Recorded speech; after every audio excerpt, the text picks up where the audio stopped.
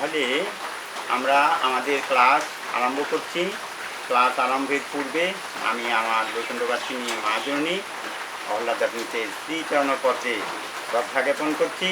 তৎসঙ্গে শ্রদ্ধা জ্ঞাপন করছি এই বাড়ির কাকিমা এখানে উপস্থিত আছেন, ওনার চরণে আমি শ্রদ্ধা জ্ঞাপন করছি। এবং আমার প্রিয়তম ছাত্র প্রধান মুর্মু তার শ্রী করকমলে আমি আমার অন্তরে অনন্ত স্নেহরাশি জ্ঞাপন করছি। তাছাড়াও আমার প্রভুদান মুর্মুর দাদা সুশান্ত মুর্মু, সেও আমার ছাত্র, তার শ্রী করকমলেও আমি আমার অন্তরে অনন্ত স্নেহরাশি জ্ঞাপন করছি। তৎপর আজকে ক্লাস হচ্ছে কোচিং ক্লাস পলিটিক্যাল সায়েন্স। তো সেই আলোচ্য বিষয়টা হলো তফসিল, শিডিউলস। তো তফসিলে বলা হলো মূল সংবিধানে 8টি তফসিল থাকলেও বর্তমানে মোট 12টি তফসিল রয়েছে। হ্যাঁ, আমাদের তফসিলে সেই তফসিল এবং তফসিলের বিষয়বস্তুগুলি হলো: প্রথম তফসিল রাজ্য এবং কেন্দ্র শাসিত অঞ্চলগুলির নাম এবং তাদের আঞ্চলিক এখতিয়ার। দ্বিতীয় তফসিল মাহিনা ও ভাতা। তৃতীয় তফসিল সংসদ মন্ত্রীবর্গ ও বিচারপতিদের শপথ গ্রহণ। চতুর্থ তফসিল রাজ্যসভার আসন বিন্যাস। পঞ্চম তফসিল তফসিলভুক্ত অঞ্চল ও তফসিলভুক্ত উপজাতিদের প্রশাসন ও নিয়ন্ত্রণ। ষষ্ঠ তফসিল উত্তর পূর্বাঞ্চলের রাজ্যগুলির উপজাতি এলাকার প্রশাসন যথা আসাম, মেঘালয়, ত্রিপুরা ও মিজোরাম। কেন্দ্র ও রাজ্যসমূহের মধ্যে ক্ষমতা বন্টনের তালিকা বিন্যাস, সেটা হচ্ছে সপ্তম তফসিল। সেখানে হচ্ছে কেন্দ্র তালিকা ইউনিয়ন লিস্ট, রাজ্য তালিকা স্টেট লিস্ট, যৌথ তালিকা কনকারেন্ট লিস্ট। অষ্টম তফসিলে বলা হয়েছে সংবিধানে উল্লিখিত 22টি ভাষা। নবম তফসিল কিছু বিশেষ আইন ও নির্ধারণী অ্যাক্টস অ্যান্ড রেগুলেশনস। প্রথম সংবিধান সংশোধন 1951 দ্বারা সংযোজিত। তারপরে তফসিল হলো দশম তফসিল। সেখানে বলা হয়েছে দলত্যাগ বিরোধী আইন 52তম সংবিধান সংশোধন 1985 দ্বারা সংযোজিত। একাদশ তফসিল পঞ্চায়েত 73তম সংবিধান সংশোধন 1992 দ্বারা সংযোজিত। ইহাতে 29টি বিষয় আছে। দ্বাদশ তফসিল মিউনিসিপ্যালিটি 74তম সংবিধান সংশোধন 1992 দ্বারা সংযোজিত। ইহাতে 18টি বিষয় আছে। আচ্ছা, অষ্টম তফসিলে বলা হলো সংবিধানে স্বীকৃত 22টি ভাষা রয়েছে। তো সেগুলি হলো কি: অসমিয়া, কন্নড়, মণিপুরি, পাঞ্জাবি, তেলুগু, মৈথিলি, বাংলা, কাশ্মীরি, মারাঠি, সংস্কৃত, উর্দু, ডোগরি, গুজরাটি, কোঙ্কনি, নেপালি, সিন্ধি, সাঁওতালি, হিন্দি, মালায়ালাম, উড়িয়া, তামিল ও বড়ো। তারপরে বড়ো। এই হচ্ছে 22টি। তো মূল সংবিধানে 14টি ভাষাকে স্বীকৃতি প্রদান করা হয়েছে। আচ্ছা, যাই হোক, এখন আমরা একটু ব্ল্যাকবোর্ড ব্যবহার করি। সেখানে কি বলা হয়েছে? বলা হয়েছে যে আমাদের মোট সংবিধানে 22টি ভাষা রয়েছে। আমরা ব্ল্যাকবোর্ড ব্যবহার করছি। দেখো, বলা হলো যে সংবিধানে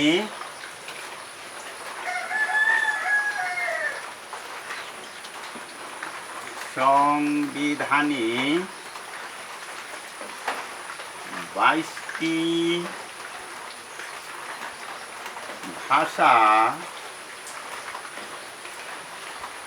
স্বীকৃত হয়েছে।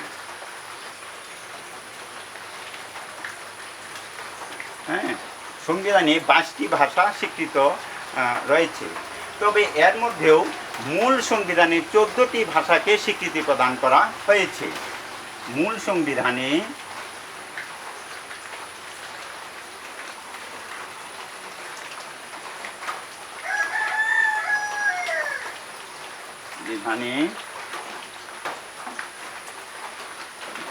বিধানে 14টি ভাষাকে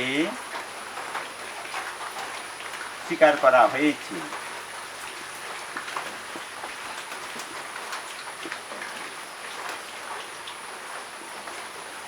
হ্যাঁ, তাহলে 22টি ভাষা হলো মূল স্বীকৃত, কিন্তু সংবিধানে 14টি ভাষাকে স্বীকৃতি প্রদান করা হয়েছে ভারতবর্ষে। আচ্ছা, তারপর আরও কিছু বলার ব্যাপার আছে।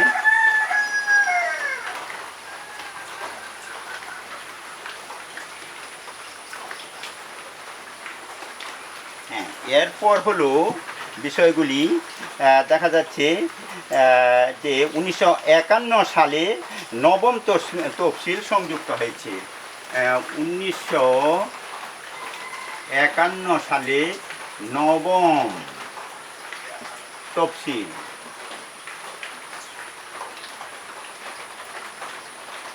যুক্ত হয়েছে 1951 সালে।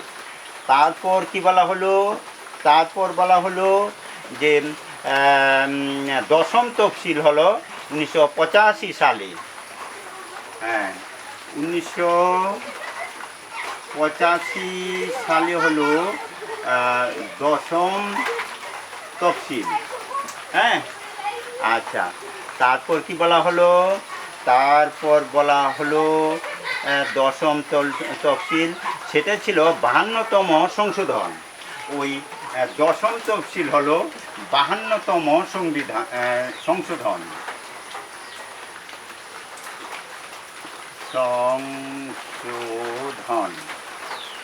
হ্যাঁ, এটা ছিল 52তম সংশোধন।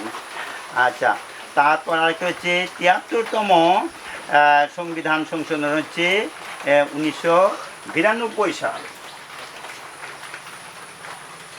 1992 সালে হচ্ছে 73তম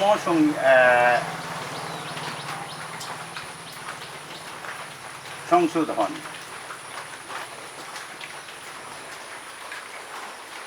হ্যাঁ, 73তম সংশোধন এটা। আচ্ছা, আচ্ছা, এতে 73তম সংশোধন। পরে আরেকটু লেখার আছে, লিখছি।